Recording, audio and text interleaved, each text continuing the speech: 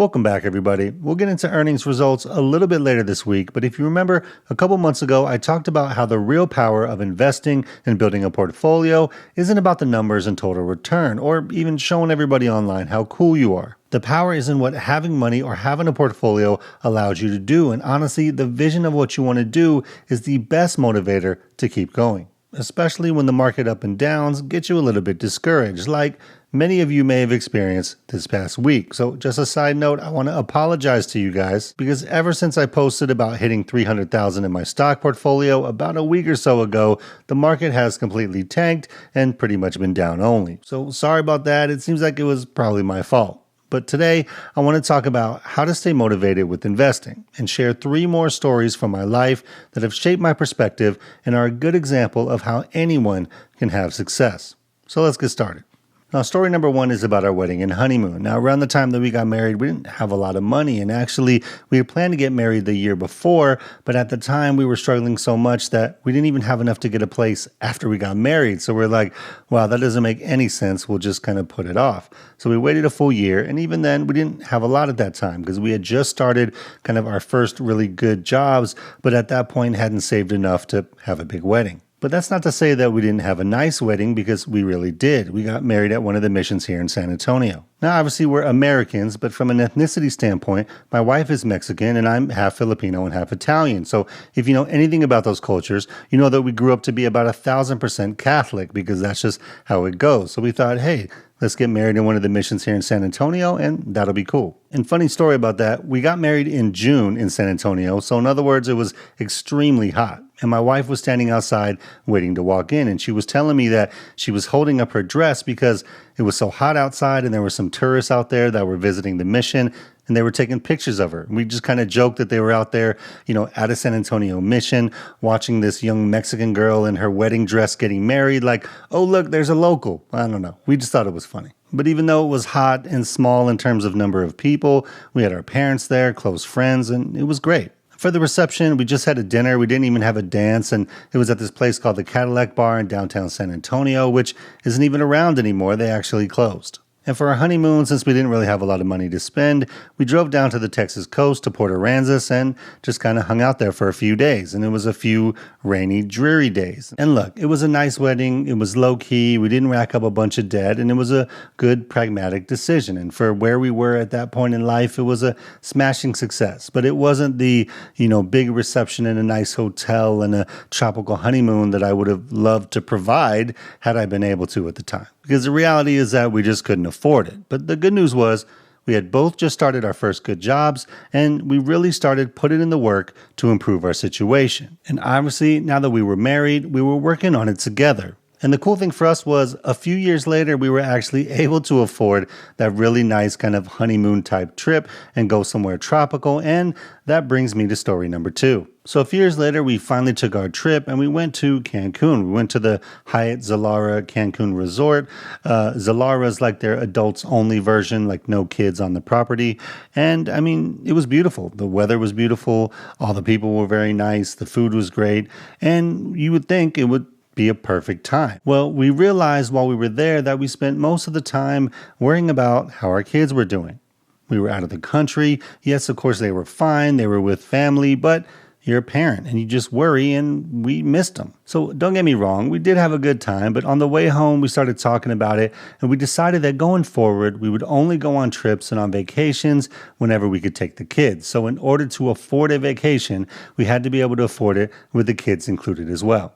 And that's just what we were going to do. And that doesn't mean that someone who travels with other kids is doing something wrong. It was just something that was important to us based on our own experience and how we felt when we left. And so that's what we did as the years went by. We went to a bunch of places, and I already told you guys about Disney in a previous video, but obviously we went there. We went to LA, we went to Chicago, we went back to Cancun with the kids, I think a couple times. We went to Cabo. We even went to Whistler, Canada in November, which was just ridiculously cold, but it was amazing and one of the most beautiful places that we've ever been.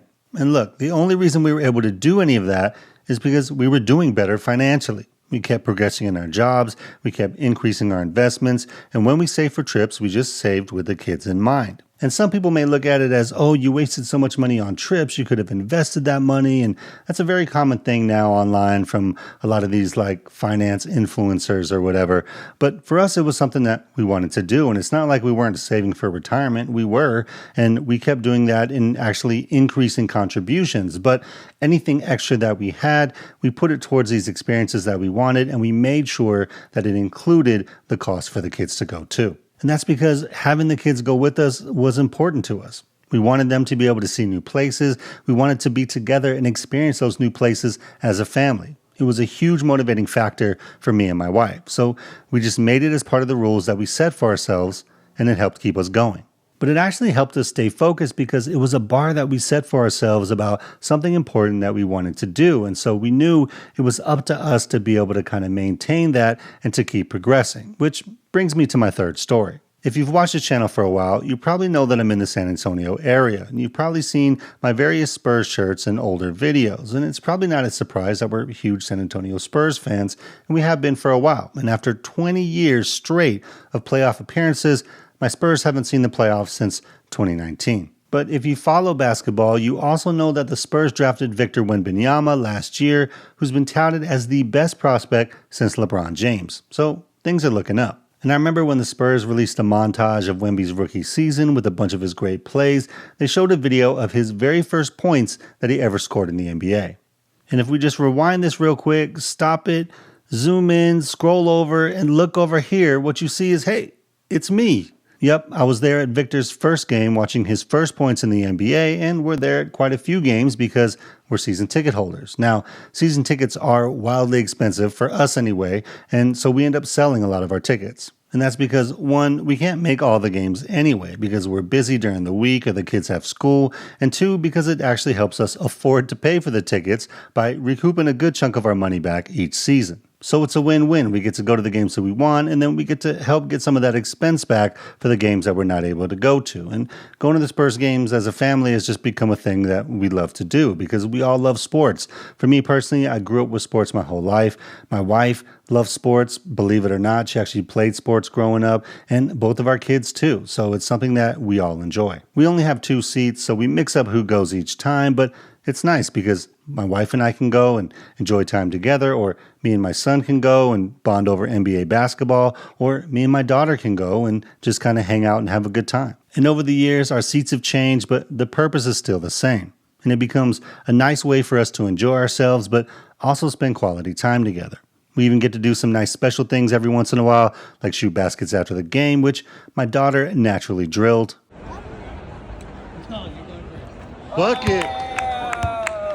And we get to see Coach Pop, Wemby, and of course, any of the other stars around the league whenever they come to San Antonio. So it's been cool to be able to have those moments as a family and be a small part of our hometown team. And look, the point of the story isn't to say, look, I'm at the Spurs game and I have good seats, I'm so amazing, because there's a lot of you out there that probably think sports or any season tickets or anything like that is a complete waste of money and waste of time, and that's okay. But the point is, just take a look at the journey that we talked about in just these 3 stories. I went from being unemployed, not being able to afford a real honeymoon or even a reception for our wedding, to finally taking our first trip and then realizing that we only want to be taking trips alongside our kids, to sitting pretty close to courtside as Victor Wembanyama hit his first shot as a Spur. And what's actually important about that story is that there's nothing inherently special about me or my situation. Now, to be fair, I was extremely lucky to have 2 amazing parents who taught me the value of hard work, and extremely lucky to find and marry a person who is genuinely my best friend and who supports me in everything I do. And these are things that I think we overlook in terms of what it means to be lucky, even though, in my opinion, they're the most important things. But a lot of the rest is pretty boring. Like, I wasn't making enough money and we were struggling to start off, so I did things to increase my income. I started investing and I kept increasing my contributions over time. And when I say over time, I mean years. And then I stayed motivated because I wanted my family's life to keep improving. And that's why I always say it's not about the numbers, because beating the S&P 500 isn't what gets me excited about any of this. It's being able to go to the game with my kids. It's seeing my family enjoy themselves on a nice vacation and my kids being able to experience other places. And still being able to do those things knowing that we're saving for retirement and not ignoring it. And of course, there's always someone out there who's quick to say, oh, must be nice, you're so lucky, woe is me on the internet. But look at where I started. Like, it didn't happen overnight. It was one of those things where I started out unemployed, we were struggling, and then magically, bam, 20 years later, oh, you're so lucky. I mean, this is why I always say we have to focus on ourselves and our own situations, because I can tell you what I look for in stocks. I can show you my process of how I evaluate a company, and I can show you all my returns, both good and bad. But I can't make you care about something. Like, only you know what motivates you and what you care about. And you may look at my stuff like vacations and Spurs tickets and think it's terrible and just a big waste of time and not important at all. And that's totally okay, because what matters to you is what you need to focus on. And what I feel like is I see more and more people out there, specifically younger folks, who don't feel that type of motivation. And that kind of sucks. Because without that, honestly, I would probably be nowhere. But if you do have it and you have some motivation, the path to success is relatively simple. Now, that doesn't mean that it's easy. Like, it's definitely going to be hard at certain points in time, but it's not complicated to understand. Because honestly, you can change your life for the better with 3 simple steps. 1, invest whatever you can every paycheck. 2, find ways to increase your income so that you can keep investing more as time goes on. And then 3, simply keep repeating step 2 until you reach the goals that you've set for yourself. It's literally that simple, but it takes the motivation and effort to see it through over time. And that's something that only you can control for yourself. Now, if you guys want to hear more about why investing isn't really about the numbers, go ahead and click on this video right here. Hope you guys have a great day out there. Financial independence is true freedom, so keep building and stacking wins, and I'll see you on the next one. Peace.